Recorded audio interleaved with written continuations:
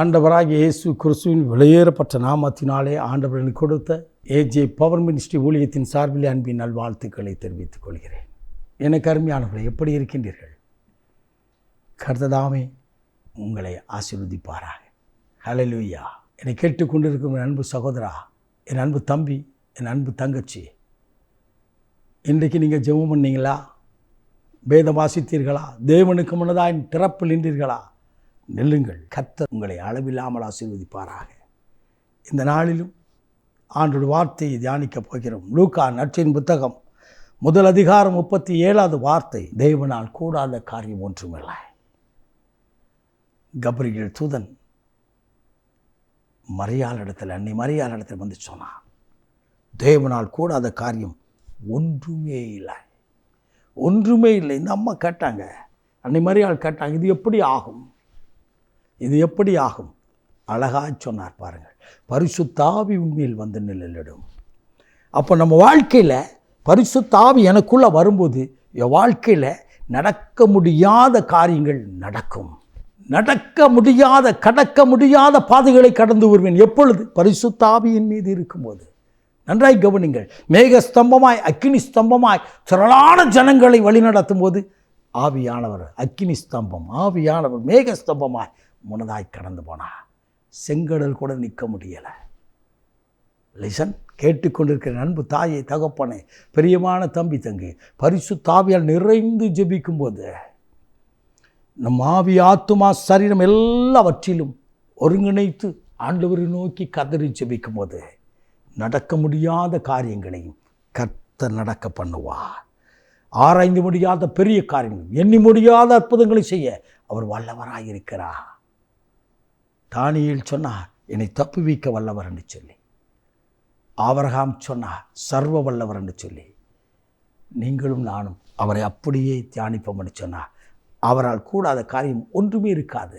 என் வாழ்க்கையில் என் பிள்ளைக்கு ஏற்ற வரன் வரலியேன்னு சொல்லாமதுபடி இயேசு கொண்டு வந்து இணைக்கிறா. என் பிள்ளையின் திருமண காரியம் அற்புதமாய் நடக்கப் போகிறது என்று சொல்லி அறிக்கையிடுங்கள். எனக்கு அருமையானவர்களே, அந்த வனாந்தரம் மாறிப்போகும். ஒரு அருமையான சகோதரன், 53 வயது மதிக்கத்தக்க சகோதரன், கடந்த சில ஆண்டுகளுக்கு முன்னதாக ஜெபிக்கும்படியாக வந்தார்கள். இன்றைக்கு வெளிநாட்டில் வேலை பார்த்து கொண்டிருக்கிறார்கள். அவர்கள் கடந்த ஆண்டிலே என்னோட தொடர்பு கொண்டு சொன்னார்கள், பிரதர், கம்பெனிலேருந்து எங்களை அனுப்ப போகிறான், முடிஞ்சு போச்சின்னு சொல்லி அனுப்ப போகிறாங்க, கான்ட்ராக்ட் முடிஞ்சிட்டு அனுப்ப போகிறாங்க. நான் ஒரு இடத்துல சொன்னேன், தேவனால் கூடாத காரியம் ஒன்றுறாது. மற்றவங்களுக்கு அது நடக்கலாம் பிரதர், உங்களுக்கு நடக்காதுன்னு விசுவாசிங்க. பரிசுத்த ஆவி நிறைந்து ஜெபியுங்கள். ஒரு வாரம் தொடர்ந்து ஜெபியுங்கள் என்று சொன்னேன். மறுபடியும் அடுத்த வாரம் தொடர்பு கொண்டு சொன்னார், பிரதர், அது கம்பெனிலேருந்து எங்களுக்கு சொல்லியிருக்கிறாங்க, ஆர்டர் கொடுத்துட்டாங்க, தொடர்ந்து இருந்து கொள்ளலாம், வேலை பார்க்கலாம் என்று சொல்லி சில வருடங்களுக்கு கொடுத்திருப்பதாக சொல்லி மகிழ்ச்சியான செய்தியை சொன்னார். நான் இடத்துல கேட்டேன், எப்படி நீங்கள் ஜெபித்தீர்கள்? பிரதர், எனக்கு எப்படி ஜெபம் பண்ணனா எனக்கு தெரியாது. நல்ல கண்ணை மூடி ஆண்டவருக்குள்ள நல்லா நிறைந்து காதாரி அழுத, ஆண்டவரே, 53 வயசு கடந்து போச்சிலே 53 வயசாச்சு, 2 வருஷம் ஆச்சு. இதுக்கப்புறம் நான் என்ன போய் செய்ய போகிறேன்னு எனக்கு தெரியாது. ஆகவே நான் பணி செய்யும் நாட்கள் வரை எனக்கு இந்த இடத்துல தாருங்கள் என்று பரிசுத்த ஆவி நிறைந்து நான் ஜெபித்தேன். உம்மால் கூடாத காரியம் ஒன்றுமில்லை என்று சொல்லி, உமக்கு கடினமானது ஒன்றுமில்லை என்று சொல்லி கண்ணீரோடு ஜெபித்தேன். என் கம்பெனியில் பேச வேண்டிய இடத்துல ஆண்டவர் பேசியிருக்கிறார். சிலர் அனுப்பிவிட்டாங்க, என்னை இங்கே உட்கார வச்சுட்டாங்கன்னு சொன்னார். ஹல்லேலூயா. அந்த ஆண்டவர் இன்றைக்கு உயிரோடு இருக்கிறார். விசுவாசிங்கள். இது எப்படி நடக்கும் என்று கேட்காதபடி பரிசுத்த ஆவி உண்மையில் வரும்பொழுது இது நடக்கும்.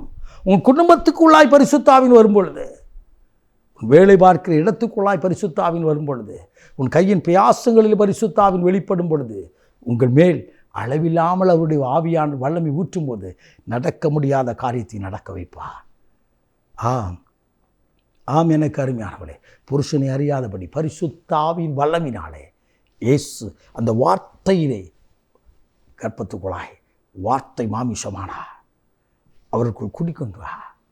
அவர் பிறந்தபோது இருள் இருக்கிற ஜனங்கள் பெரிய வெளிச்சத்தை கண்டார்னு சொல்லி எழுதப்பட்டிருக்கிறது.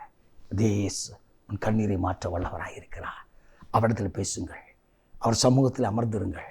ஆண்டவரை, உம்மால் கூடாத காரியம் ஒன்றுமில்லை என்று சொல்லி வேதத்தில் எழுதப்பட்டபடியே என் வாழ்க்கையில் இருக்கிற இந்த பிரச்சனை உம்மால் கூடும் ஆண்டவர் என்று சொல்லி ஒப்பு கொடுத்து பாருங்கள்.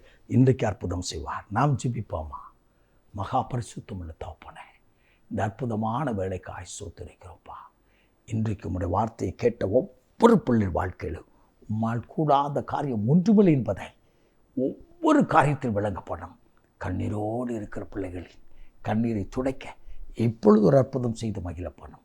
இயேசு இரட்சகரின் விலையேறப்பட்ட நாமத்தில் ஜெபிக்கிறோம் ஜீவனுள்ள நல்ல பிதாவே. ஆமென். ஆமென்.